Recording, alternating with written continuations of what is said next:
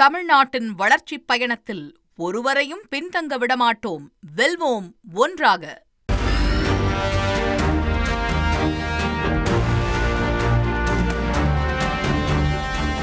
சென்னையின் முக்கிய போக்குவரத்தாக இருந்த டபுள் டெக்கர் பேருந்து நீண்ட இடைவெளிக்கு பிறகு மீண்டும் பயன்பாட்டிற்கு வரவுள்ளது.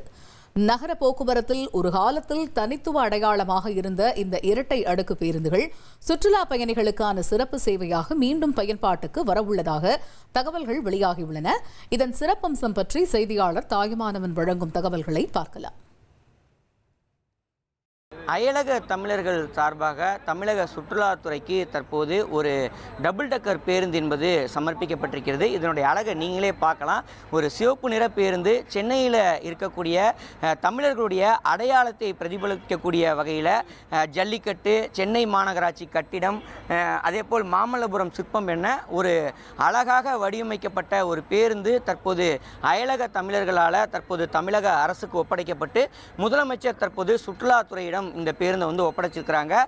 குறிப்பாக சென்னையை பொறுத்த மட்டும் பார்த்தோம் என்றால் 2008 கடைசியாக தாம்பரத்திலிருந்து உயர்நீதிமன்றத்திற்கு இந்த டபுள் டக்கர் பேருந்து என்பது இயக்கப்பட்டிருந்தது. அதன் பிறகாக இந்த பேருந்து சேவை என்பது முற்றிலுமாக மேம்பால கட்டுமான பணிகள் மற்றும் வளர்ச்சி பணிகளால் ரத்து செய்யப்பட்டிருந்த ஒரு சூழல். அதன் பிறகாக இந்த டபுள் டக்கர் பேருந்து இயக்கம் என்பது முற்றிலுமாக நிறுத்தப்பட்டிருந்தது. இந்த நிலையில தான் மீண்டும் மாநகர போக்குவரத்து கழகத்தின் தரப்பில் இந்த டபுள் டக்கர் பேருந்து சேவையை துவக்குவதற்காக டெண்டர் என்பது கோரப்பட்டு முதற்கட்டமாக 20 பேருந்துகள் கொள்முதல் செய்யப்பட்டு அதற்கான பயன்பாடும் என்பது விரைவில் துவங்கப்பட இருக்கிறது. இந்த நிலையில தான் அயலக தமிழர்கள் தரப்பில், அமெரிக்கா வாழ் தமிழர்கள் தரப்பில் 1.88 கோடி மதிப்பீட்டில் தற்போது இந்த பேருந்தானது வாங்கப்பட்டு தற்போது முதலமைச்சர் மு க ஸ்டாலினிடம் ஒப்படைக்கப்பட்டிருக்கிறது. இந்த பேருந்து என்பது சுற்றுலாத்துறைக்கு ஒப்படைக்கப்பட இருக்கிறது. சுற்றுலாத்துறையின் தரப்பில் தான் இந்த பேருந்து இயக்க இருக்கிறாங்க.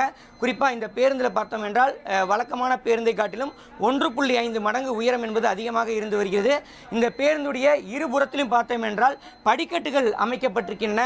படிக்கட்டுகள் மூலமாக அந்த மேற்பகுதிக்கு சென்று எளிதாக பயணம் மேற்கொள்வதற்கான வாய்ப்புகள் அமைக்கப்பட்டிருக்கிறது.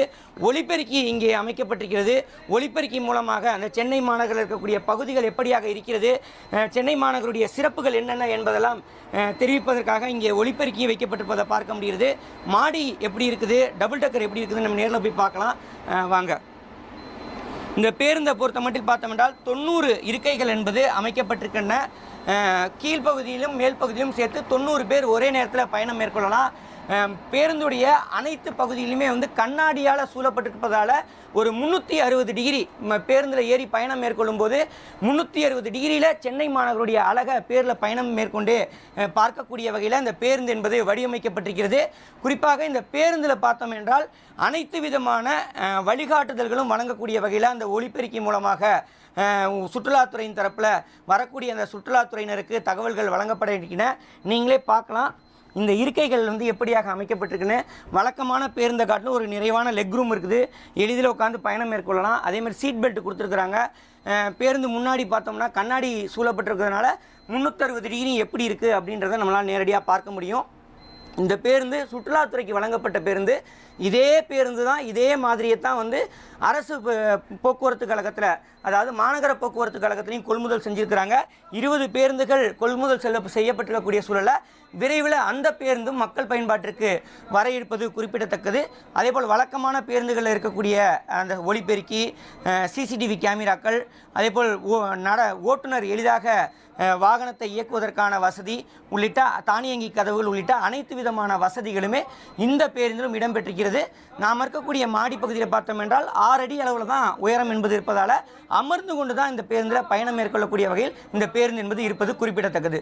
தந்தி டிவி செய்திகளுக்காக ஒளிப்பதிவாளர் நெப்போலியனுடன் செய்தியாளர் தாயுமானவன். விரிவான விவரங்களை வழங்கமைக்கு நன்றி தாயுமானவன்.